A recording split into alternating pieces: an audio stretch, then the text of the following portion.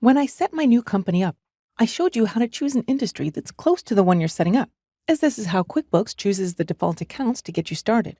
I mentioned that you can change these or add some at any time, and let's do that now. If you're going to be following along with the exercise files, it's important to note that these files are only available to work with the US version of QuickBooks, and you do need QuickBooks installed on your computer first.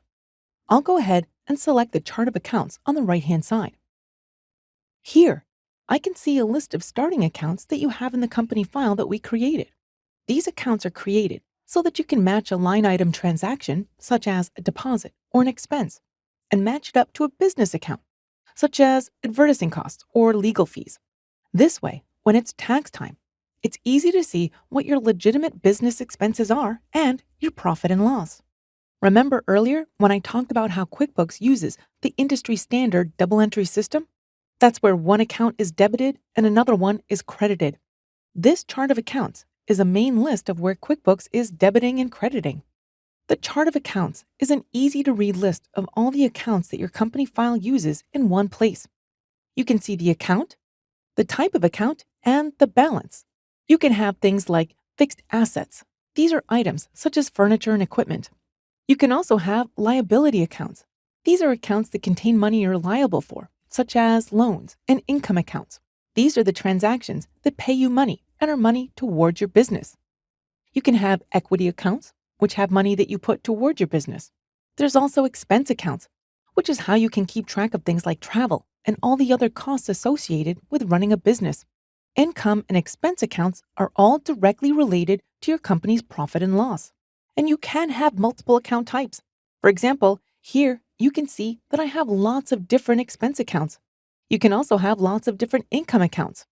These are other ways that you'll get money towards your business.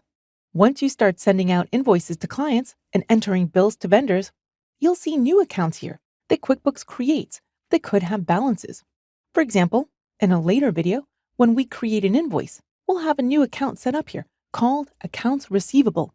That's money that's owed to you, such as your invoice to clients. There's also another account that will be created called Accounts Payable, which is money that you owe other people, such as bills for vendors. Accounts Receivable and Accounts Payable are industry terms, and you can use these terms to ask for the right department when you're calling about money owed or money that you sent. Over this course, as we create invoices and add products and services, you'll become very familiar with these accounts and how you interact with them on a day-to-day basis. Let's add an account.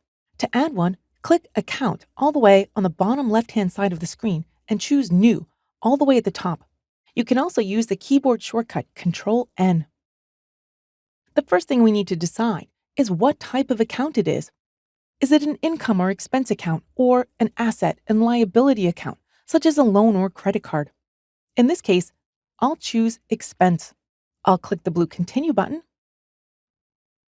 And now, I want to create an account to track my conference fee when I attend conferences. So here's where I can give my account a name. This is for my reference only. It isn't used in any official capacity, so I'll call it Conference Fee. I don't need to make this a sub-account of anything, but if I wanted to, I could. For example, I can place a check mark here and make it a sub-account of travel expenses. I could put in a description if I wanted to for my reference, and I can also use a tax line mapping. In this case, for tax line mapping, I'll choose Schedule C, Travel. I could click Save and Close if I'm done, but I want to create one more, so I'll click Save and New.